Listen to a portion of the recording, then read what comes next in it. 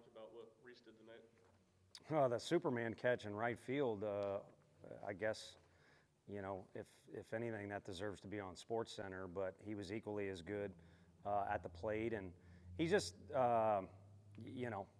it's really beneficial to have him around for so many different reasons. He's such a good kid in the classroom, and then coming over here, he's a model teammate, and then when he gets out there, he's ready to rock and roll. What does that say about someone to kind of, obviously he's probably wanted to play more to this point in his career, but he's just sort of kept progressing and fighting. What's that say about him? I think it means he's going to have long-term success. I mean, I know we've talked about Trey Lipscomb ad nauseum in here, but he's the good example too of, like, regardless of where it's going to be, he's going to find happiness and he's going to make money and he's going to have success because of how he goes about his business every day. And then more than likely, because he's athletic, he's going to make money doing that. And I'm referring to Trey, but I'm also referring to Reese, and I'm also referring to anyone else that kind of goes about it that way. And he sees a lot of value in things in addition to making a Superman catch or hitting a home run. And that's what I'm referring to when I say it makes him special. But as far as just fans, they don't get to see as much of that stuff. They're just watching and they want the Vols to win, and he can help us win. How good was it to get Derek Schaefer out there for a couple weeks? Yeah, it was good because last time we run out of innings to play on a Tuesday where we only played 7. We're now up to 3 total games we've lost. So we're allowed to schedule 56, but no matter how many regular season games we play, it's going to be 53 at the most. So he got cut short. He's forced to face guys on a Wednesday the following day, and I think it's much better, even if it was short term, just to get out there, calm the nerves, and also be able to contribute.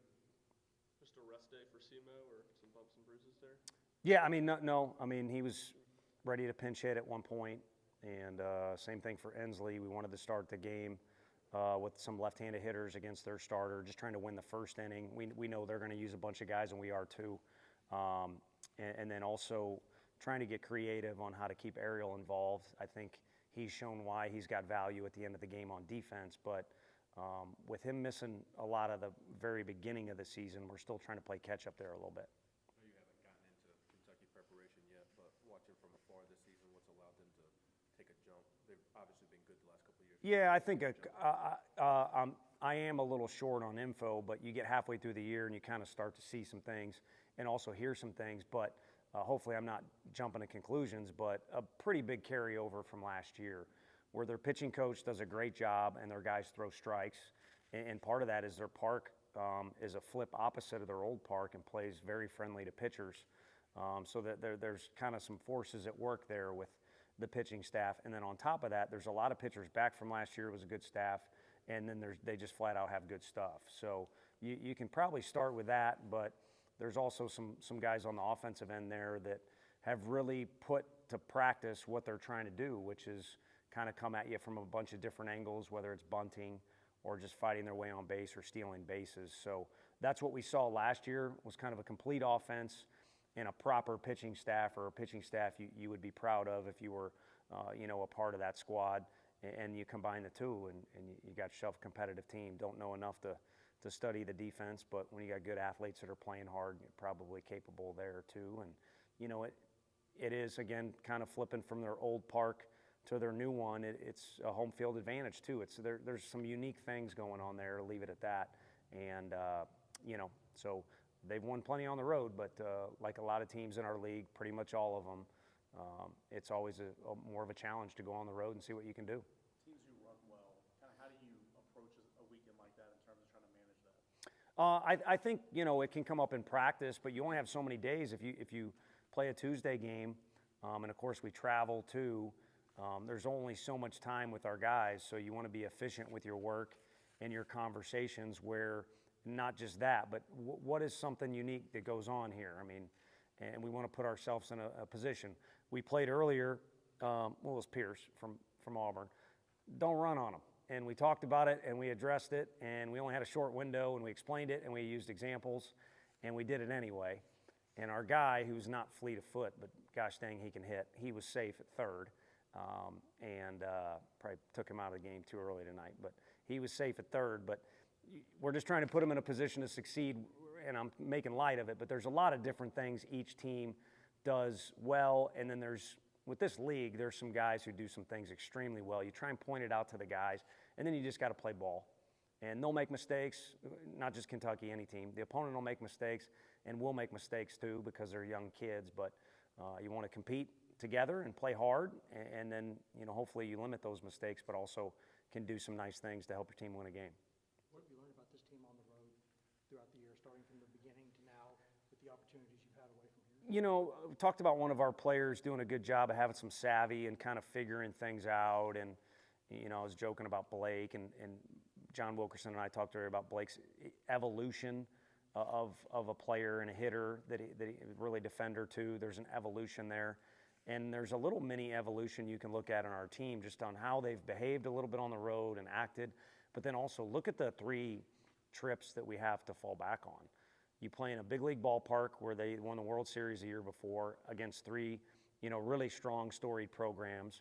And then we go on the road where a program has been, a little breath of fresh air in there, and Coach Bohannon left all kinds of good players behind.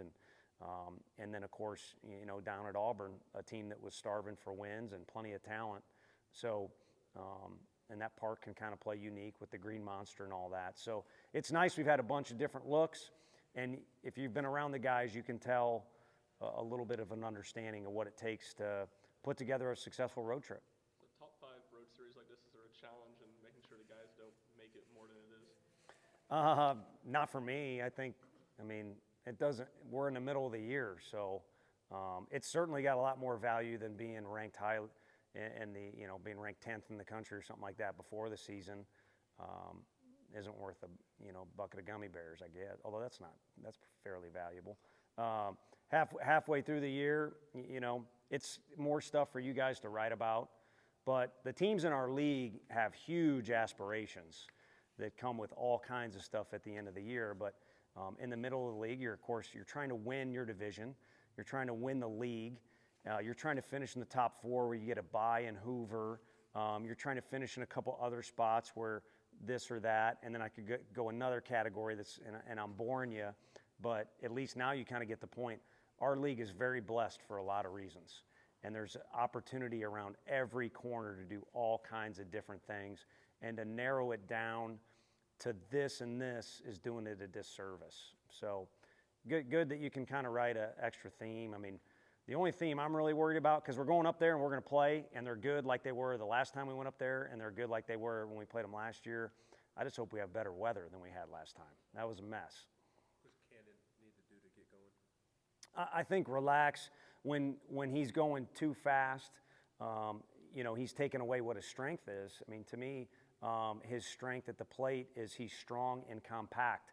So there's not a lot of excess movements in there. It's a really sharp, compact, consistent swing when he's using it. But if he runs out of it, then everything kind of gets discombobulated. And that comes from that intensity he has and that drive to be good and his work ethic.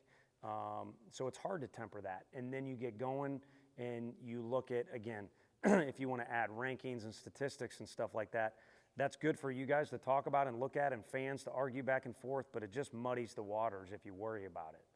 And when he's worried about just using the swing that he's been blessed with and also worked at the craft, like he did in BP today, it was really good. And he had it in a couple at-bats during the game. So it's that. So I if I could answer your dang question, I'd say cut out some of the extra and just do you. One or two more. Anything else? What is a win like this tonight where so many guys get to see the field do for the overall morale of the guys? It does a lot. They're in there. It's a really nice spread Beth, our nutritionist, put together, first of all, so I think they're happy the food's really good. But it's a jovial deal.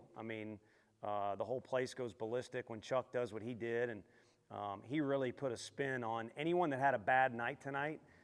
You're a little too wrapped up in your own feelings if you're not leaving this park smiling and laughing because what Chuck did, but also, like you said, just comprehensively, we were able to use a lot of guys, and part of that is being able to play a whole 9 innings, but also some separation there. And if anything, we're running out of opportunities to be overly generous like we were to try and give some guys some opportunities to play catch up and reps. We're essentially in the last month of the season, So it's great, and I'm as big into the teammate thing, and we got to develop these kids, so we need reps. But this is last month of the year, and we're marching towards May, so it's time to play ball and either win ugly or win with 9 guys or 18 guys in the lineup, whatever we got to do. Okay, thank you.